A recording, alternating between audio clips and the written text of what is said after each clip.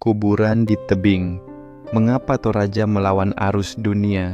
Pernahkah Anda membayangkan seseorang dimakamkan bukan di dalam tanah, bukan pula di kompleks pemakaman biasa, melainkan di tebing yang tinggi dan curam, seolah-olah dipeluk oleh batu cadas raksasa? Inilah realita yang telah berlangsung sejak dahulu di Toraja. Di sini, kematian bukanlah penutup. Ia adalah awal dari sebuah penghormatan tertinggi. Perjalanan manusia pasti meninggalkan jejak bermakna, dan disinilah kami menelusuri dan merangkainya untuk Anda. Karena sejarah bukan sekadar masa lalu, ia adalah di Toraja, seseorang yang telah meninggal tidak serta-merta dikuburkan. Ia akan disemayamkan terlebih dahulu di rumah keluarganya, bukan dalam hitungan hari, melainkan dalam hitungan bulan, bahkan tahun. Mengapa? Karena keluarga sedang mempersiapkan sebuah prosesi besar yang disebut Rambu Solo. Selama masa penantian itu, jenazah dianggap belum benar-benar tiada.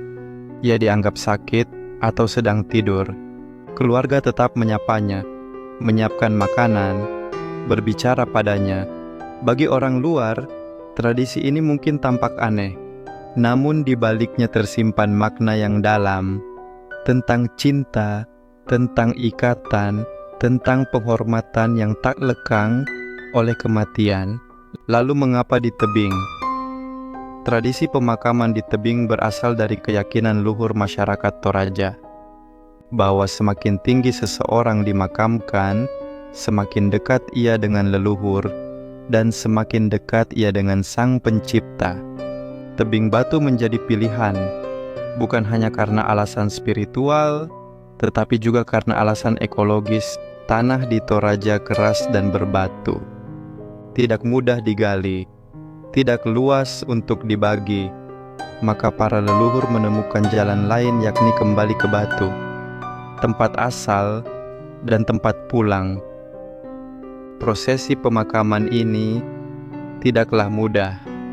Peti jenazah harus diangkut menaiki tebing curam, bukan dengan mesin, tetapi dengan tangan manusia.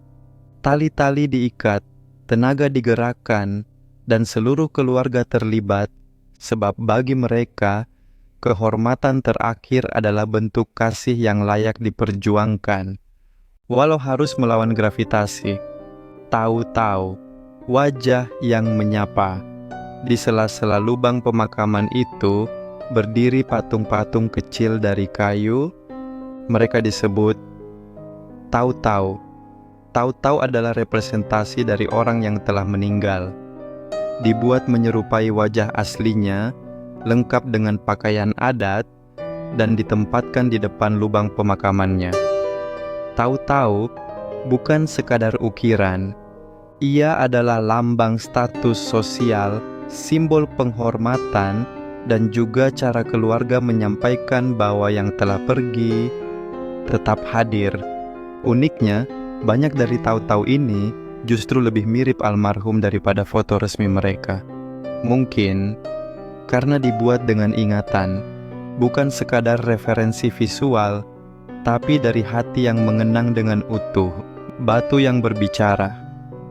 Setiap peti yang tertanam di dinding batu menyimpan lebih dari sekadar jasad. Ia menyimpan kisah, sejarah keluarga, perjalanan hidup, makna keberadaan. Tak ada prasasti mewah, tak ada nisan tinggi. Namun, seluruh tebing itu adalah nisan yang monumental yang bersuara dalam diam, dan masyarakat Toraja memahaminya. Yang terpenting bukanlah kemegahan makam, tetapi kehormatan yang menyertainya, warisan di era modern. Hari ini, banyak tebing pemakaman telah menjadi tujuan wisata. Pengunjung datang, kamera mengabadikan, cerita disampaikan oleh pemandu. Namun, masyarakat Toraja tidak kehilangan arah. Mereka tidak menjual warisan. Mereka membagikannya dengan kebanggaan sambil tetap menjaga ruh dari tradisi itu sendiri. Yang lebih menggembirakan, banyak anak muda Toraja kini kembali belajar tentang akar budayanya. Mereka menyusuri jejak nenek moyang, belajar filosofi hidup, dan menyadari bahwa masa depan tak perlu memutuskan tali dengan masa lalu. Langkah terbaik ke depan adalah langkah yang berpijak pada tanah yang dikenal, pada akar yang kuat, pada warisan yang tidak dilupakan. Dari Toraja, kita belajar bahwa kematian bisa menjadi ruang penghormatan, sebuah bentuk cinta yang bahkan melebihi kehidupan itu sendiri.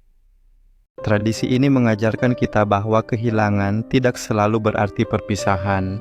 Kadang, ia adalah pengingat bahwa manusia tidak hanya hidup untuk hari ini, tetapi juga untuk dikenang, dihormati, dan diwariskan di dunia yang serba cepat, serba ringkas, dan kadang lupa. Tradisi Toraja mengajak kita untuk diam sejenak, menundukkan kepala, dan mengingat bahwa setiap manusia layak dihormati, bahkan setelah kepergiannya. Dan mungkin itu pula yang membuat kita tetap menjadi manusia. Jika Anda merasa kepingan narasi ini bermanfaat dan memperkaya perspektif, silakan tekan tombol like, subscribe, dan bagikan kepada semua orang. Tinggalkan komentar di bawah, tradisi unik apa yang masih dijaga di tempat tinggal Anda. Siapa tahu, kisah itu akan menjadi perjalanan kita selanjutnya, karena kita semua sedang menapaki jejak kala.